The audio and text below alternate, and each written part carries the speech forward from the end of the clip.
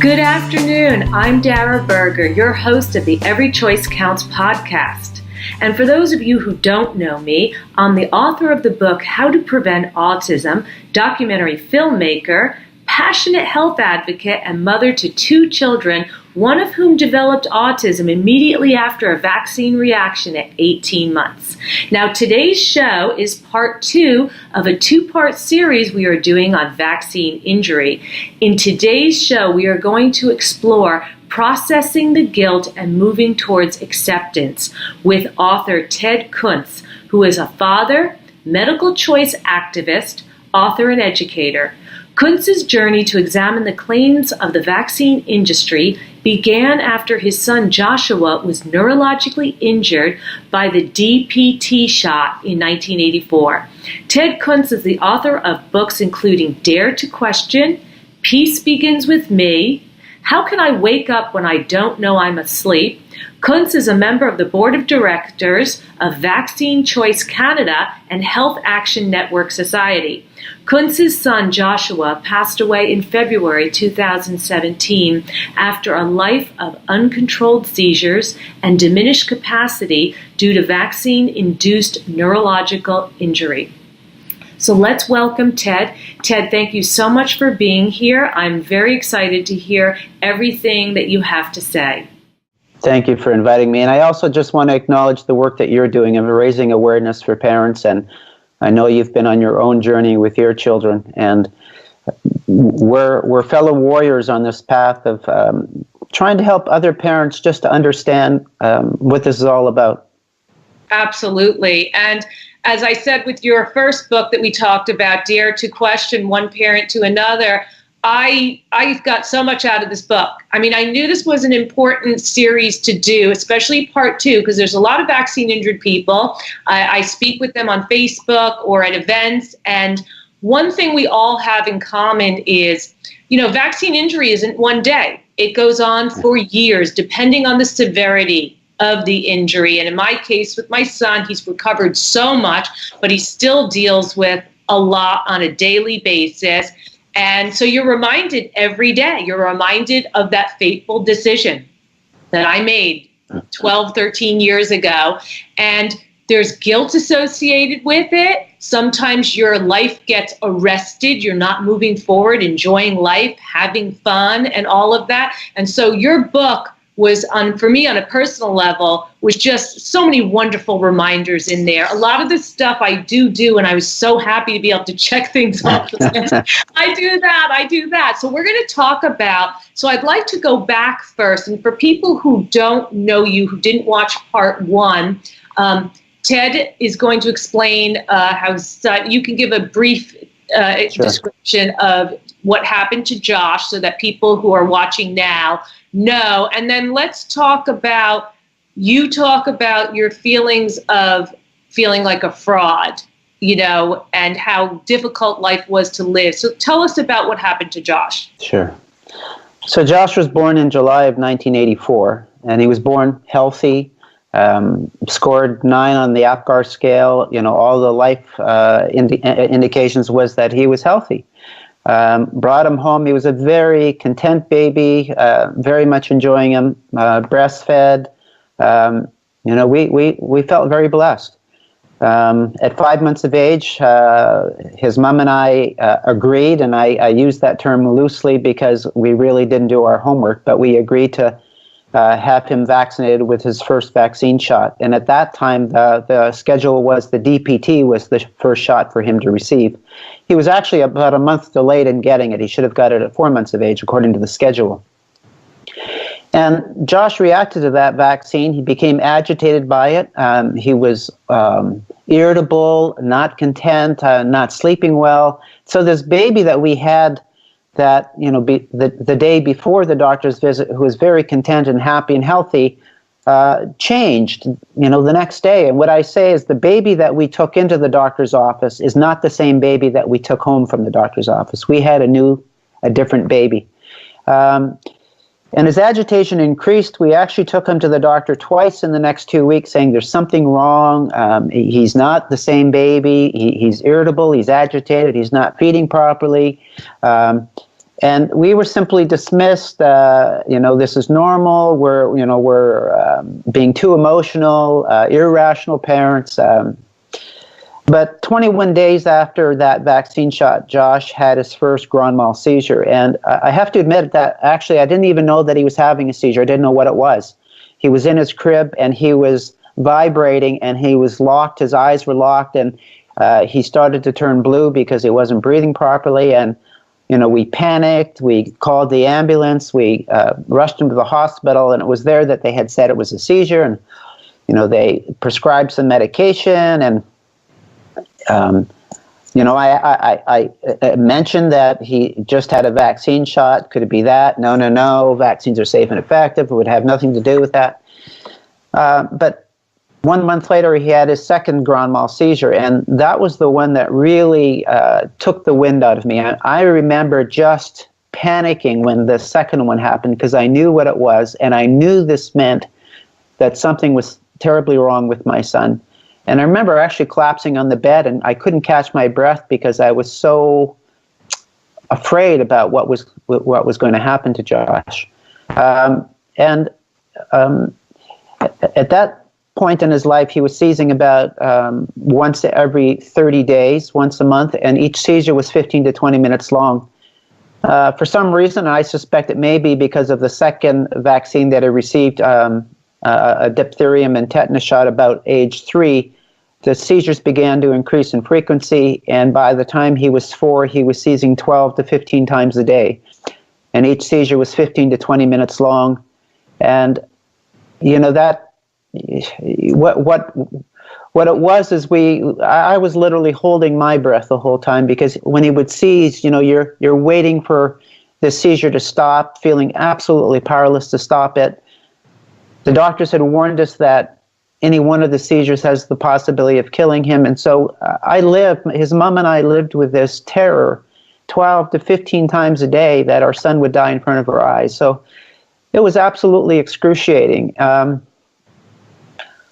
And what I say is in my book is that I'm a psychotherapist in private practice. And so I would go to work every day to try to help other people live healthier, happier, psychologically more positive lives. And then I would come home to my nightmare with my son. And I was angry.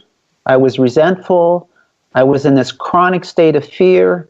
I mean, there were many days I was so overwhelmed by this suffering that I was feeling and my sense of hopelessness. I didn't want to come home from work. I didn't want to wake up in the morning. It was very difficult. Yeah. And then you talk about this interesting occurrence when you would drive down the driveway. And if Josh was at the window, you knew he wasn't seizing as badly and he was feeling okay. But if he wasn't at the window, it was a very bad day. Tell us a little bit about the feeling and the epiphany that you had, which got you on this journey of acceptance and peace. Yeah, so Josh and I had this beautiful, simple father-son ritual, and we had a house that had a driveway alongside of the house and a carport at the back of the property. And so when I came home from work and I would drive up the driveway and park my car, Josh would hear the sound of my car and he would know that Dad was home. And so he would run to the window that looked out onto the carport and he would wait for me to get out of the car. And, those were just these beautiful moments between a parent and a child. And I would get out of the car and he'd be there, his face in the window, and he'd yell, "Hi, Dad." And I would say, "Hi, Josh." And I would come into the house. But as Josh got sicker and sicker, the number of times he was at the window got fewer and fewer.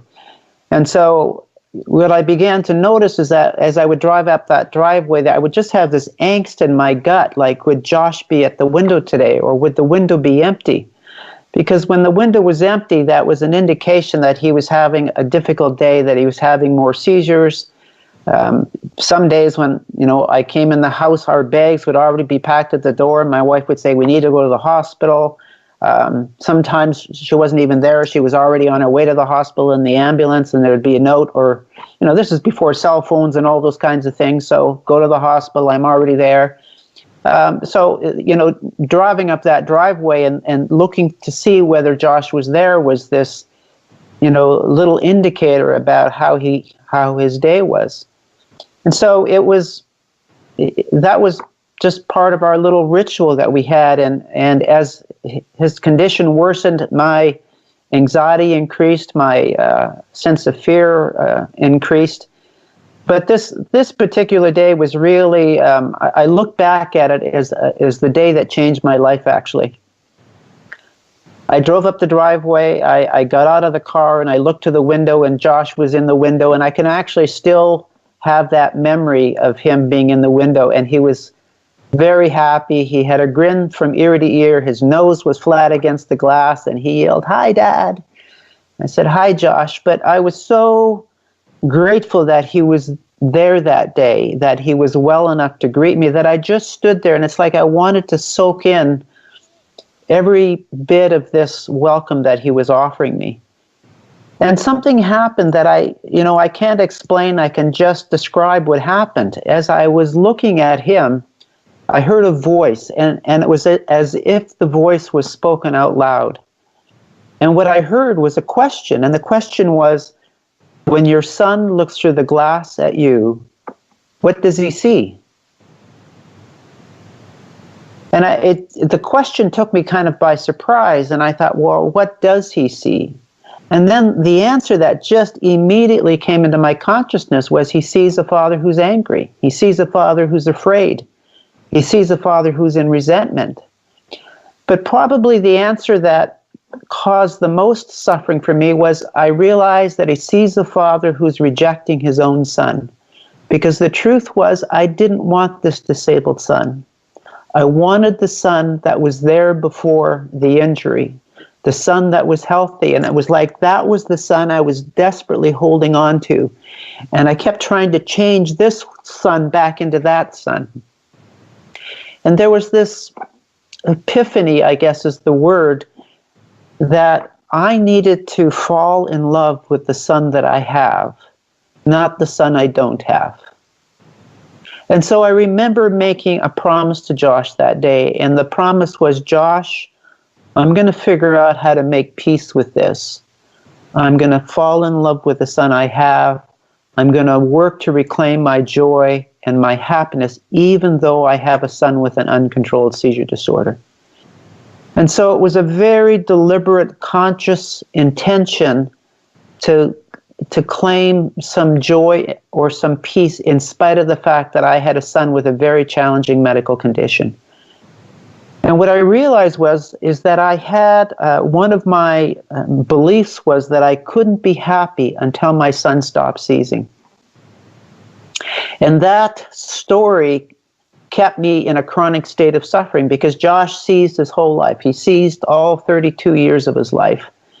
And if I continued to hold on to that story, I would have had a life of uncontrolled suffering. Fortunately, I came to the realization that I could have a son with a medical condition as serious as that, and I could still have joy or peace or happiness. What I came to understand is I couldn't stop the seizures, but I could hold him with love as opposed to with fear. Because I believe that my way of being in relationship with him is important. And so I worked very hard. I became very intentional about reclaiming peace, joy, and happiness. And what I discovered was I didn't know how to do that. I knew how to be angry. I knew how to be resentful. I knew how to be afraid. But I didn't know how to overcome this obstacle initially.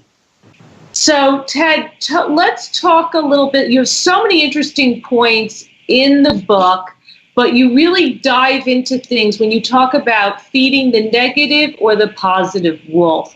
So, because this has obviously been a very long journey for you. This didn't happen, in weeks where you found this place of peace. And I mean, I've been at this with a vaccine-injured son now for 12 years, and where I am from where I was 12 years ago is remarkable. So when people read your book, and I urge them to, because you can't beat yourself up when you're being negative. You can't help it. It takes a long time to retrain your brain and your heart. So let's talk a little bit about this. Yeah, you're absolutely right. This, people look at me today and they, have this idea that somehow I just flipped a switch, and that's not true. This was a hard-earned. You talked about retraining the heart and the mind, and that really is what it is. I call it developing mastery. I was really a victim of my own mental thoughts and the stories that I accumulated from society. And it took me a number of years before I shifted from being what I call a reactive being to a creative being. I was constantly in a state of reactivity. Every time Josh would seize, I would have this reaction of anger or fear, and it's perfectly understandable. But I came to a place of recognizing that when I'm holding anger or fear or resentment or despair, it's such a low, heavy vibration. It's like people don't want to be around you. They can feel that heaviness. And as I began to move, what I would talk about lifting up my vibration to initially acceptance, and then forgiveness, and then hope, and then peace, and then joy and love. Each of those was kind of climbing a staircase of moving through and being very vigilant about learning how to make peace with this. But you referenced the story of the two wolves. It was a story that I came across that I found it resonated with me so deeply that I began my book with it, because I thought it communicated the principles of this in a very powerful way. And so it's attributed to being a native story, a First Nation story, and it's about a grandfather walking with his grandson. And the two are walking in silence, and then at some point the grandfather says to his grandson, there are two wolves that are fighting in my heart. And one wolf is angry and vindictive and wants to hurt others. And the other wolf is kind and loving and compassionate. And the grandson, after hearing the words of his grandfather, is filled with this fear, and he says, well, grandfather, which wolf will win the battle of your heart? And this wise elder responds, he says, my heart will be won by the wolf that wins the battle of every man's heart. It's the wolf I feed. And what I came to understand is that at every moment I have a choice, or I can access choice about, am I going to feed the positive wolf in this moment or feed the negative wolf? And so life shows up, a driver in front of me does a signal and does something that, causes a reaction or shocks me. Am I going to feed the negative wolf and yell at him and curse him? Or am I going to say, I wish you well, I'm glad you got to where you got to safe, or, move into compassion or forgiveness or acceptance? And so I've tried to live my life for the last many years where I want to be an example of somebody that responds to life with as much peace and joy and love and compassion, acceptance, forgiveness as I possibly can. Great. There's so many wonderful quotes in the book, and there's so much fantastic imagery. So I loved when you talked about the glass is half full and it is half empty. Talk about, because that has to do with this feeding the wolf as well. Well, yeah, you're right. Is this metaphor that we use, is the glass half full or is it half empty? And what I came to understand, it's both. Now the question is, do I look at the empty part of the glass or the full part? And that was very instrumental in my journey with Josh. And one of the stories that I tell is about when Josh was in grade 7. And it just happened to be that there were 2 grade 7 classes that year, and both of the teachers were men, and they did something a little unorthodox at the beginning of the school year as a way of dividing up the students. And what they did is they flipped a coin, and the teacher that won the coin toss got first pick, and then they alternated picks back and forth until all the students had been assigned. And a teacher by the name of Jeff won that coin toss, and he looked at this list of about 70 names, and after a few moments of reflection, he chose Josh with his first pick. And the other teacher, whose name was Mike was confused by that decision, by that choice of Jeff, and he says, I don't get it. Like, I don't know all the kids on the list. I haven't been around the school as long as you, but I know Josh. Josh is pretty hard to miss. He uses a wheelchair. He has an uncontrolled seizure disorder. He needs all of his curriculum modified. He needs to be toileted. He needs help with eating. He could seize at any moment. Like, why would you choose him with your first pick? And Jeff had this beautiful response. He said, let me tell you what I've noticed. I watch when Mom and Dad bring Josh to school in the morning and they're pushing his wheelchair, and the kids will run down the hallway and they'll want to push Josh to the classroom. And they'll take turns pushing Josh to the classroom. And they'll very beautifully take off his coat and hang it up for him. They'll take his lunch kit and put it under his desk. They'll change the rules of a game during gym or recess to accommodate Josh at his level of contribution. During lunch, they'll take that sandwich and break it into small pieces, and they'll put it between Josh's fingers so he can feed himself. And when he's had a seizure and he's on the floor in recovery, they'll get down on the floor beside him and they'll stroke his forehead and they'll whisper in his ear and tell him he'll be okay. And Jeff said, and what I saw is that they're kinder and gentler when they're around Josh. And I think if I have Josh in my class, it will make it a kinder and gentler place for all kids to learn. Now, Jeff told me that story in about November of that year, and it brought tears to my eyes for two reasons. One is because it's a beautiful story where he honored my son's gifts. But the other one is that I realized when he told me that story that I was more like the other teacher. Because when I looked at my son, I could only see the wheelchair. I could only see the seizure disorder. I could only see what Josh could no longer do. And what Jeff helped me to realize is the part of Josh that was the full part of the glass. And I realized my son has beautiful gifts to give the world, and most of his gifts were his way of being in the world, not what he did. But that was the part of the glass that I wasn't able to see initially. So I've learned how to see the part of life that's full, and it makes all the difference. Now let's talk about some of the important things that you go into in the book, which are being in the present and, finding meaning and all about reality and not ignoring reality. Can you talk about some of these points for parents?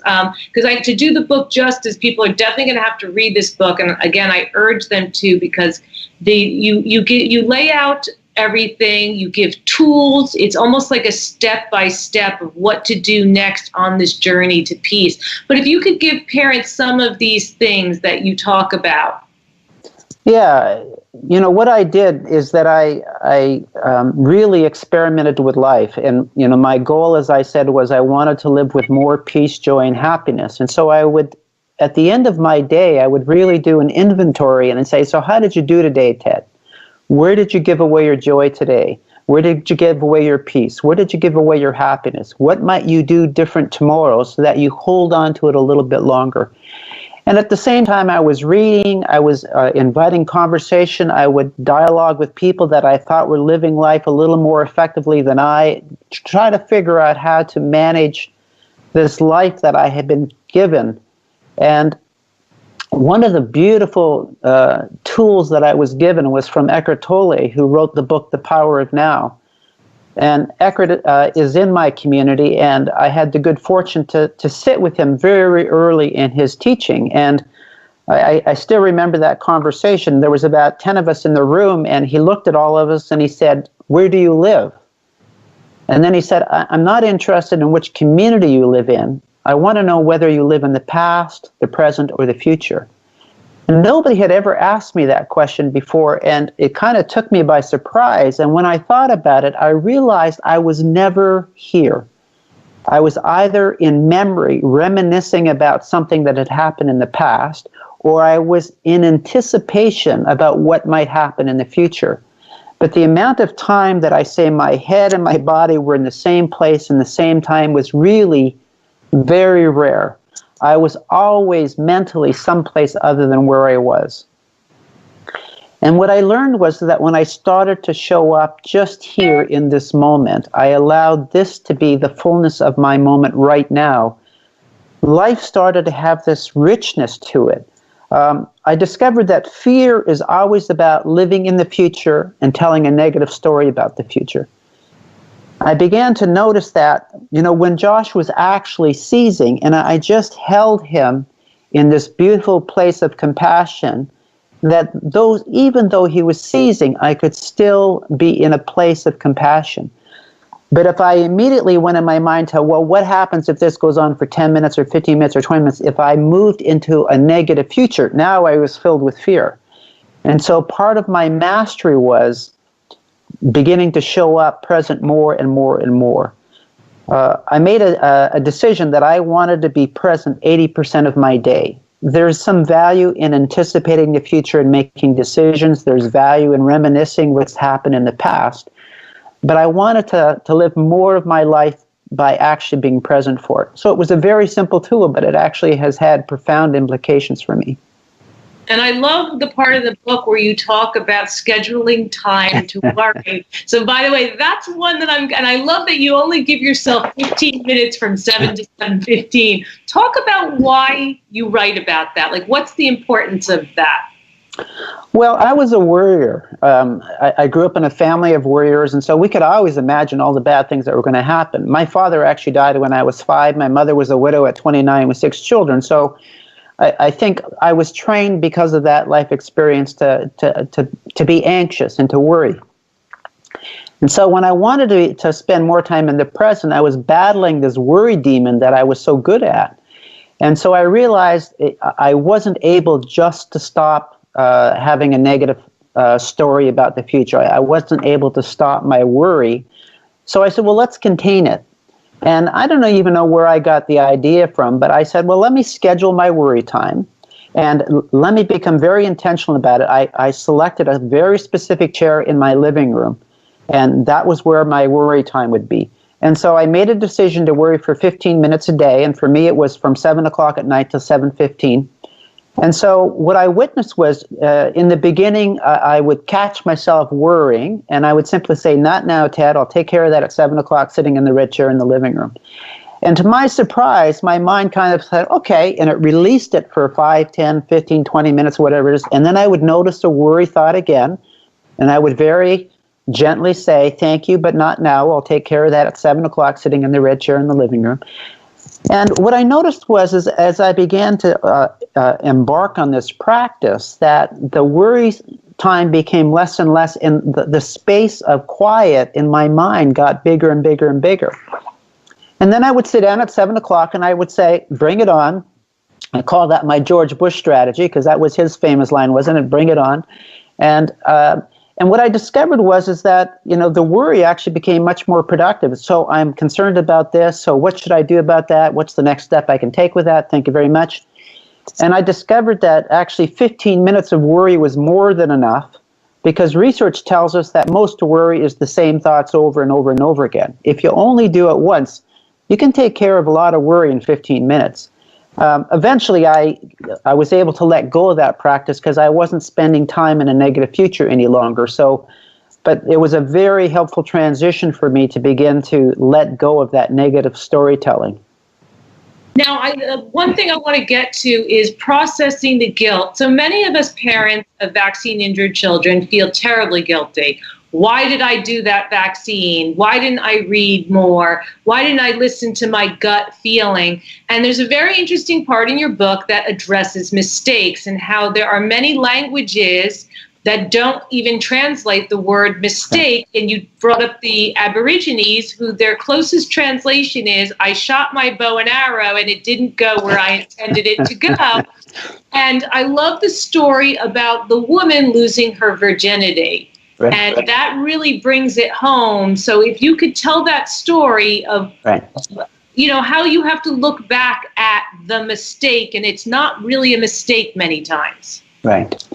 So again, these are, the beautiful ideas or tools that I was introduced to, and I was open and receptive to them. But a fellow by the name of Ray Woolham, I did a workshop with him, and we had a group of about 20 of us in a room, and he said, okay, we're going to talk about mistakes. How many of you think you've made a mistake? Of course, all of the hands go up. And so he says, well, I want to talk about the biggest mistake you made in your life. And he said, and I want you guys to be honest, and we're going to go around the room. And he invited all of us to declare our biggest mistake. And for me, I declared that it was having Josh vaccinated at 5 months of age. But this woman in the group, she talked about how her biggest mistake was losing her virginity to a complete idiot, is what she described. And we all got a good chuckle out of that. But Ray said to her, would you mind telling us about the time that you lost your virginity? And so she began to tell this story about being on this beautiful date with this man by the name of Alan, and how they went to this fancy restaurant, had a candlelight dinner. It was romantic. They went for a walk along the seawall in Vancouver. And then after that, they went back to her place and made love. And the way she told the story, it was actually a beautiful memory. And Ray said, did you enjoy yourself that evening? And she said, yes. And he said, did you make love to Alan by your own choosing? And she said, yes, well, of course. So then Ray says, so when did you figure out he was an idiot? And she said, well, about 6 months later. And then he said, at the time that you made the decision to make love to Alan, did you think it was a good decision? And she said, yes. And then he said to the rest of us, at the time that you made the decision that you're calling the biggest mistake of your life, did you think it was the right decision? And I look back at the decision to have Josh vaccinated at that moment with what I knew. I thought that was the right decision. And what Ray said is that we make the best decision available to us in that moment with the information, skill, and consciousness that we have. Now, when we get an outcome that we don't anticipate or expect, we stick this label mistake on it. And unfortunately for many of us, that label now carries shame, it carries guilt, it carries fear of making mistakes. We often get chastised for that. So many people become paralyzed and they don't want to make decisions because they're afraid of making a mistake. And what he helped us to understand is that this mistake is simply an idea. He called it a mental construct. And he said, the question is, does that construct serve you or does it actually get in your way? And I began to recognize the idea of mistake gets in your way. And then he simply talked about, I think I mentioned in my book about, I worked with a fellow in the movie industry. And he said, Ted, in the movie industry, no director expects that an actor is going to be acting perfectly. And when they don't, they call it a missed take and they just do another take. And so I began to separate that word and just call it a missed take, and let's do another take. So again, it was a tool that allowed me to release some of the ways of living life, some of the ways that I had been feeding my negative wolf, so that I could live life more peacefully, joyfully, compassionately. I learned to forgive myself because I don't know everything. And you give so many wonderful tools in the book about, just even being present and paying attention to your senses, what you touch and feel in the room when you feel that you're drifting off. And, as difficult as Josh's life and your life has been for all this time, and many parents watching this will probably be able to relate with a vaccine-injured child, you talk about this interesting experience of going to a psychic and, whatever, and you'll explain what the psychic told you. And at the time you were like, oh, that's so ridiculous. And now you know exactly what the psychic meant so explain that. Right. So, this was the time of life when Josh was seizing 12 to 15 times a day. And I was living in this constant fear that he would die.